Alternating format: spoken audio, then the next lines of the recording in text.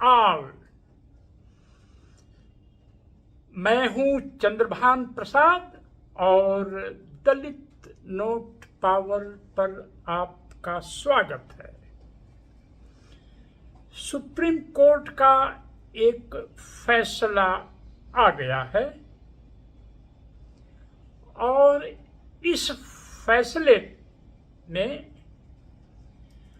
अंबेडकरवादी जातियां कहीं निशाने पर तो नहीं हैं। भारत के संविधान बनने के बाद दलितों पर अगर कोई सबसे बड़ा हमला है तो वह कल का जो सुप्रीम कोर्ट का फैसला है। चलिए इसकी व्याख्या करते हैं। यह एक फैक्ट है कि दलित समाज के भीतर कई उपजातियां हैं पर सब अछूत हैं। फैक्ट नंबर 2 यह है कि दलित समाज में हर राज्य में या हर रीजन में एक बहुसंख्यक जाति होती है, यानी बड़ी संख्या वाली जाति होती है, और बाकी दलित उपजातियां संख्या के हिसाब से छोटी होती हैं। इस पर कोई डेटा या रिसर्च तो नहीं है, पर परसेप्शन यह है कि कुछ जातियों का प्रतिनिधित्व सरकारी नौकरियों में और एजुकेशन में उचित नहीं है। उदाहरण के लिए उत्तर प्रदेश में पासी समाज, खटीक समाज, वाल्मीकि समाज, धोबी समाज ऐसा सोचता है कि आरक्षण का ज्यादा फायदा चमार समाज ने उठाया है। ऐसा परसेप्शन है। अगर मान लिया जाए कि यह परसेप्शन सही है तो जो उपजातियां हैं, मसलन पासी, वाल्मीकि, खटीक, धोबी, इनके ज्यादा एडवांसमेंट के कारण क्या हैं, इस पर बहस होनी चाहिए। दलित समाज के बीच बैठकें होनी चाहिए। जैसा कि आप जानते हैं, शिक्षा ही दलित समाज की उन्नति का सबसे बड़ा इंजन रहा है। शिक्षा के लिए, एजुकेशन के लिए पैसे की भी जरूरत थी। दलित समाज में अगर कैश सबसे पहले किन्हीं उपजातियों के बीच आया है तो वाल्मीकि समाज। म्युनिसिपल कॉर्पोरेशन तो ऑल ओवर इंडिया है, मेरे गृह जनपद आजमगढ़ में भी है। म्युनिसिपल कॉर्पोरेशन में, हॉस्पिटल्स में वाल्मीकि समाज के लोगों को पहले जॉब मिला और उन्हें कैश मिला, चाहे कितना भी तनख्वाह कम हो। दूसरे हैं खटीक समाज के लोग। इनका सब्जी मंडी में अच्छा खासा प्रतिनिधित्व है, इनको भी कैश मिला। तीसरा धोबी समाज है। शहरों में कपड़े प्रेस करना, कपड़े धुलना, हॉस्पिटल्स और पुलिस लाइन के कपड़ों का काम, धुलने का, आयरन करने का धोबी समाज के लोगों को मिला है। तो जो कैश पाने वाली जातियां हैं और इनका काफी हद तक 70 साल पहले भी शहरीकरण हुआ था काफी लोगों का, तो शहर में रहने का मौका और कैश पेमेंट के बावजूद भी ये उपजातियां पढ़ाई में और सरकारी नौकरी में एडवांसमेंट क्यों नहीं कर पाए। अब देख लीजिए चमार और पासी समाज का। मैं अपने गांव के आसपास अगर देखता हूं तो, या पूरा ईस्टर्न उत्तर प्रदेश में, चमार समाज के मुकाबले पासी समाज लैंड होल्डिंग के मामले में चमार समाज से काफी आगे था। पासी समाज के यहां ब्राह्मण पुजारी भी आते थे और कथा कहते थे, शादी करवाते थे। चमार समाज इतना एक्सक्लूडेड था, बहिष्कृत था कि इनके यहाँ ब्राह्मण नहीं आते थे और कई बार तो नाई भी इनका बाल नहीं काटते थे, धोबी भी इनका कपड़ा नहीं उठाते थे धुलने के लिए। और एक घटना मेरी आंख के सामने की है। जब मैं कक्षा 6 या 7 में पढ़ रहा हूँगा तो मेरे घर के बगल में चमार समाज का एक परिवार रहता था। वहाँ पर कुछ लकड़ी का काम चल रहा था, तो मुसहर समाज के लोग जो सबसे पिछड़े हैं दलितों में, उनकी चर्चा भी नहीं होती है। वो लोग कुछ काम कर रहे थे तो वहाँ मटके में पानी रखे थे, वहीं खाना बनाते थे और खाते थे 3-4 दिन तक। चमार समाज का एक बच्चा उस मटके को ऐसे ही अचानक छू दिया तो मेरे सामने उन्होंने कहा, अरे चमरा कर लइकवा छू दियल हो बर्तनमा फोड़ दाए के। तो इसके बावजूद जो पब्लिक परसेप्शन में चमार समाज पासियों से, वाल्मीकि से, खट्टिक से, धोबी से आगे कैसे निकल गया। ऐसी ही स्टोरी महार समाज की है, महाराष्ट्र में माला समाज की है, आंध्र प्रदेश और तेलंगाना में भी। मैं चूंकि मेरा कॉलम पहले तेलुगु अखबार में छपता था वार्ता में, तो मैं वहां बहुत जाता था। तो इसमें मैं बहुत दिन से इस पर सोचता हूं, मैंने कई जगह कहा भी है इसको।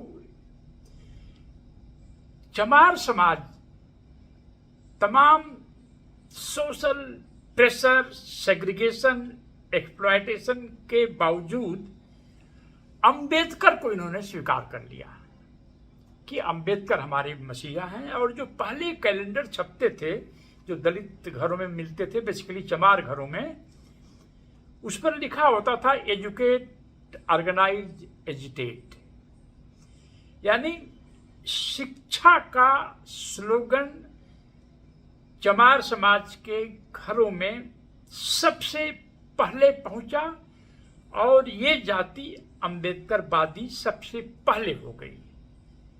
तो अंबेडकरवादी का होने का मतलब है आप अपने दिमाग का प्रयोग करो, शिक्षा ग्रहण करो, स्कूल जाओ, कॉलेज जाओ, यूनिवर्सिटी जाओ, और जिसको शिक्षा मिली उसी को जॉब भी ज्यादा मिला।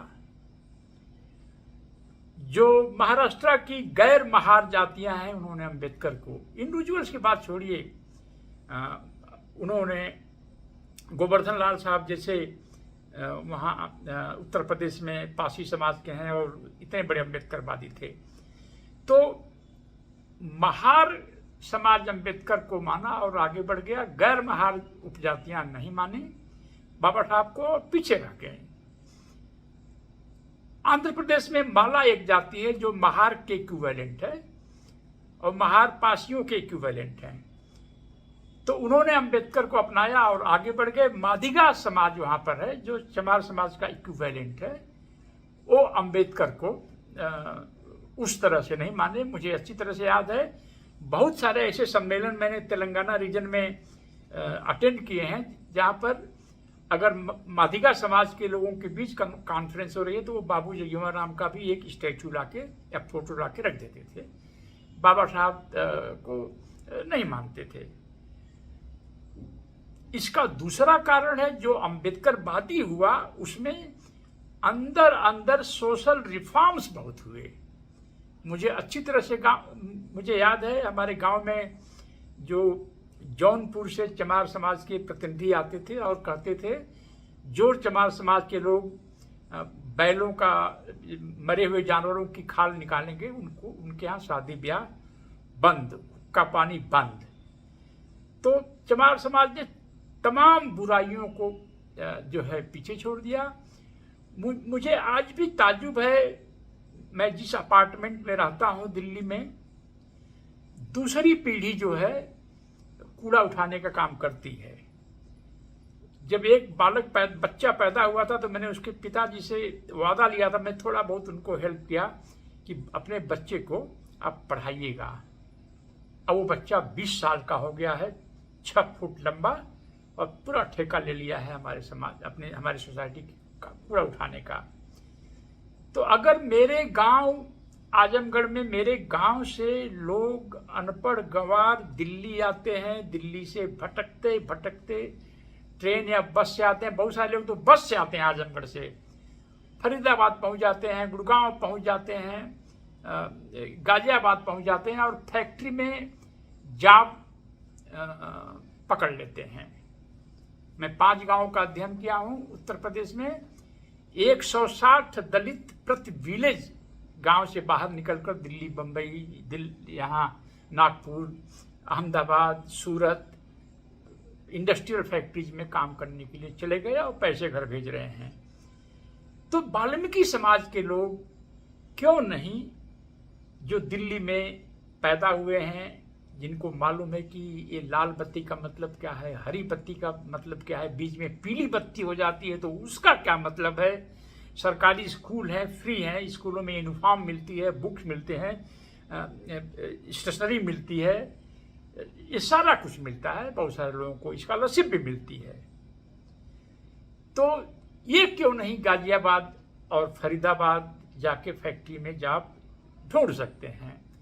आप दिल्ली में आइए तो देखेंगे कि हर 2 अपार्टमेंट के बीच एक प्रेस वाला होता है, आयरन कपड़ा करता है, और सब धोबी समाज के लोग हैं। जब धोबी समाज के लोग शहर से, गांव से शहर आते हैं तो कपड़ा आयरन करने का धंधा करते हैं, फैक्ट्री में नहीं जाते। तो यह जो मसला है, आज तो जो शेड्यूल कास्ट के बीच कैटेगराइजेशन से खुश हैं, उन्हें यह बात मालूम होनी चाहिए कि यह हमला दलित समाज पर है। दलित समाज की जो लड़ाकू जातियां हैं, जैसे कि चमार, महार, माला, अगर यह कमजोर या आइसोलेट हो जाएंगे तो जो आरक्षण इनको मिला है आज, जिस पर बहुत सारे लोग खुशी मना रहे हैं, उनका भी 10-20 साल में खत्म हो जाएगा। तो यह जो दौर है, एक सोशल रिवाइवलिज्म का दौर है। 2014 के बाद जब से हिंदू राष्ट्रवाद बढ़ा है, उनकी सरकार आई है केंद्र में, इस राज्यों में, तब से समाज में दलितों के प्रति नफरत बढ़ी है। और नफरत चमार समाज उत्तर प्रदेश में, मान लीजिए, चमार समाज से ज्यादा नफरत बढ़ी है, क्योंकि चमार समाज, अगर आप गुरु रविदास के समय से ले लें तो चमार समाज ने कभी इनकी सत्ता को स्वीकार नहीं किया है। इसलिए चमार समाज जो है निशाने पर है। चमार समाज अगर आइसोलेट होगा, कमजोर होगा, तो पूरा समाज कमजोर होगा। और यह बात मैं इसलिए भी कर रहा हूँ, कल से मैं तकलीफ में भी हूँ थोड़ा मानसिक रूप से, कि ये क्या हो रहा है कि जिन लोगों का दलितों के पक्ष में कोई काम करने का कोई भी इतिहास नहीं है, वो बोल रहे हैं कि देखो इन दलित जातियों के साथ अन्याय हो रहा है। और जहाँ तक बात रही क्रीमी लेयर की, तो मैंने टाइम्स ऑफ इंडिया में कुछ साल पहले एक इंटरव्यू दिया था, जिसमें मैंने कहा था कि society cheers Dalits on the donkey back, यानी अगर कोई दलित गधे की सवारी कर रहा है तो सोसाइटी उसको ताली बजाती है, very good, very good, very good. The society fears Dalits on horse back, जब कोई दलित घोड़े की सवारी कर रहा होता है तो इससे यह समाज डर जाता है। तो जो ये परिस्थिति बनी है, एक तो मैंने नवभारत टाइम्स में लिखा था एक लेख, बहुत सारे लोगों को मालूम है, पहली बार भारतीय इतिहास में दलितों से अब लोग जेलसी कर रहे हैं, इसके पहले दया करते थे। तो यह जो परिवर्तन हो गया है, हम अगले एपिसोड में यह भी देखना चाहेंगे कि कहीं दलित समाज के पढ़े लोगों का भी तो कोई योगदान नहीं है इस गुस्से को इनवाइट करने में। अगर आपको यह वीडियो पसंद आया तो आप इसको सब्सक्राइब करिए, फॉरवर्ड करिए, और वहाँ पर एक अकाउंट नंबर दिया गया है, उसमें कंट्रीब्यूट भी करिए, क्योंकि किसी भी स्वस्थ और अच्छी बहस के लिए साधन भी चाहिए। जय भीम, जय भारत।